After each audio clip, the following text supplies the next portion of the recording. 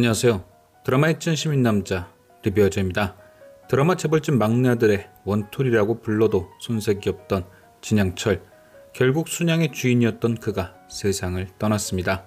비록 떠나기 전 마지막 모습이 우리가 알던 그 진양철과는 사뭇 달랐지만 그래도 진양철답게 아무 준비 없이 떠나진 않았는데요.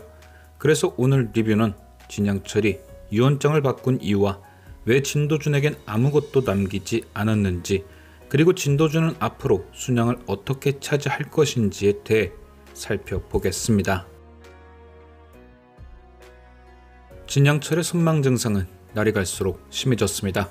다행히 진도준과 함께 있을 때는 정신을 붙잡고 있는 듯 했지만 홀로 정심제에 남아있을 땐 시한폭탄과 마찬가지였죠.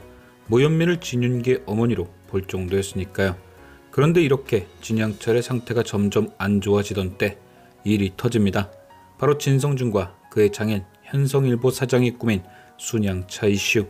진도준이 지주사 대표가 되는 걸 막기 위해 순양차의 실적 부진을 언론에 터뜨려 순양 자체를 흔드는 거였죠. 하지만 진도준은 진양철이 자식처럼 생각하던 순양 자동차를 지키고 싶어 했습니다. 진양철은 진도준을 위해 자식 같은 놈일지라도 버릴 생각까지 했지만 진도준은 마지막을 앞에 두고 있는 할아버지에게 그의 선택이 틀리지 않았다는 걸 보여주고 싶었겠죠. 비록 국민들이 천문학적인 공적 자금이 투입된 순양차를 향해 손가락질 했지만 진도준은 그들의 손가락질을 박수로 바꿔 할아버지를 위한 마지막 선물로 만들고 싶었던 것일 듯 싶습니다. 그래서 진도준은 진양철에게 내기를 제안합니다. 2002년 한일 월드컵에서 대한민국 대표팀이 4강에 가게 되면 절대 순양차를 팔지 않기로 말이죠. 이후 진양철은 진도준이 자리를 비운 뒤 이양재에게 이렇게 말합니다. 도준이 절마 눈에는 내가 불쌍해 비는 기다. 우리 집 많은 아들 중에 내를 생각하는 기는 도준이 뿐이다. 항재야, 안 되겠다. 유언장 고치야겠다. 이양재도 놀랄만한 갑작스런 진양철의 결정.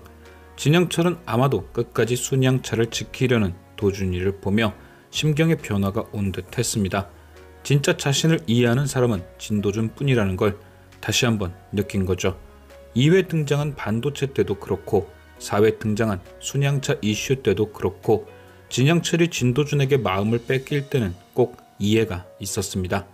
외국 회사들이 반도체 값을 후려쳐 순양 반도체를 죽이려 할 때도 진도준은 반도체를 팔지 말고 몸집을 키우라며 진양철의 뜻을 유일하게 이해했고, 순양차를 키우고 싶어 할 때도 어려운 환경 속에 진양철이 낙담을 하자 순양차는 순양의 엔진이란 말로 진양철의 뜻을 이해하고 응원했죠. 이처럼 이번에도 역시 진도준은 진양철의 뜻을 이해하고 응원한 유일한 혈육이었습니다. 그렇게 진양철도 이번엔 그런 믿음에 화답을 한 것이 아닐까요? 진양철은 지난 12회에서 진도준에게 물었습니다. 니는 와 순양을 살라고 하노? 진도준은 대답을 하지 못했지만 진양철은 그 속내가 무엇이든 그것을 꼭 이루라 했죠. 이것이 유언장을 바꾼 결정적 이유 같습니다. 늘 자신을 응원했던 진도준처럼 이번엔 자신이 진도준을 응원하는 거죠. 그가 품은 속내가 무엇이든 진도준이 원하는 건 순양을 사는 것이었기에 그 뜻을 존중한 것 아닐까요?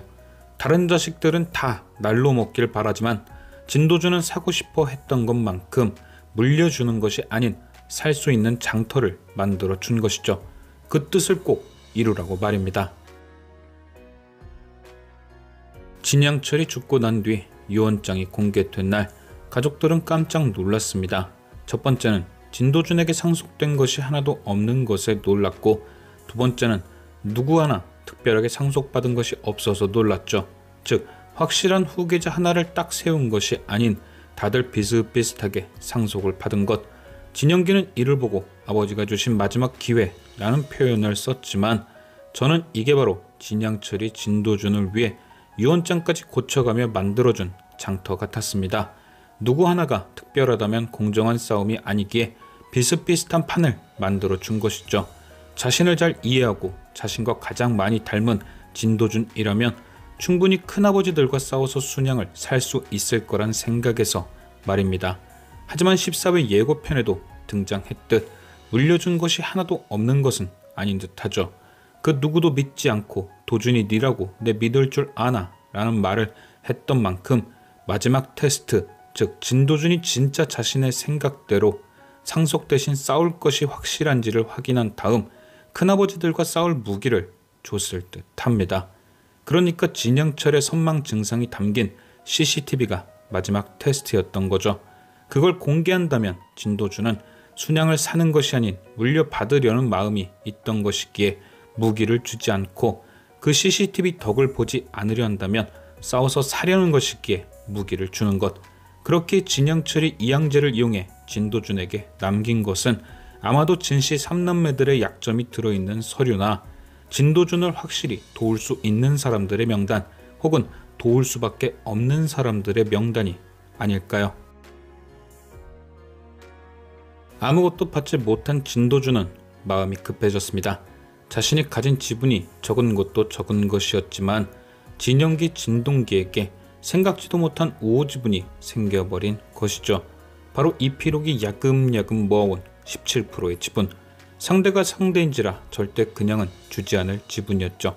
결국 진도준은 다시금 사고사주를 무기 삼아 이필옥을 압박합니다. 그리고 결과는 진도준의 승리. 이렇게 완성된 지분으로 안심하려던 찰나 이필옥의 지분이 진도준에게 갔다는 걸 알게 된 진영기가 꼼수를 씁니다. 바로 되려 자신이 어머니를 검찰에 신고하는 것. 이렇게 돼버리면 이필옥이 진도준의 협박에 휘둘리지 않아도 된다는 생각 하나와 검찰이 비자금의 존재를 확인하게 되면 그 자금이 동결될 테니 진도준이 쓰지 못한다는 생각에서였겠죠. 그리고 진영기와 진동기는 둘이 손을 잡으며 진도준을 누르고 자신들이 순양을 갖는다. 하지만 태생이 욕심꾸러기인 두 사람이 과연 끝까지 동맹을 유지할 수 있을까요? 14회 예고를 보면 먼저 움직이는 것은 진동기입니다. 형인 진영기보다 더 많은 현금을 쟁여두기 위해 순양카드를 이용하려 하죠. 하지만 순양카드는 이미 2002년 월드컵 당시 미라클이 인수해가지고 있었습니다. 당연히 적대적 관계인 진도준이 진동기를 위해 순양카드를 내어줄까 싶지만 웬일인지 진도준은 쉽게 순양카드를 내어주죠. 그런데 진도준이 이렇게 상대가 원하는 대로 움직일 땐 다 생각이 있는 법. 진도준이 노리는 건 아마도 2003년 시작된 카드 대란일 듯합니다. IMF 이후 국가가 사회의 소비 증진 및 원활한 세금 징수를 위해 대대적으로 신용카드를 뿌리기 시작합니다. 신용카드 영수증 번호를 추첨하는 복권도 생겨나고 수많은 사은품의 널널한 자격 요건까지 속된 말로 신분증만 있으면 카드가 발급되던 세상. 하지만 그 후유증은 어마무시했죠.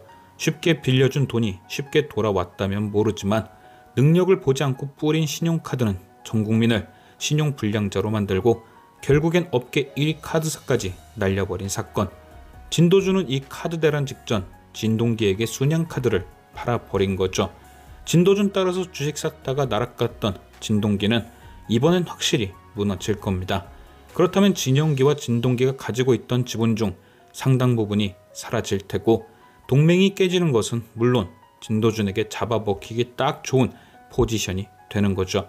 과연 진도준은 진양철의 유언대로 순양을 사는 꿈을 이룰 수 있을지. 지금까지 시청해주신 여러분께 감사드리며 리뷰어제는 또 다른 리뷰로 돌아오겠습니다.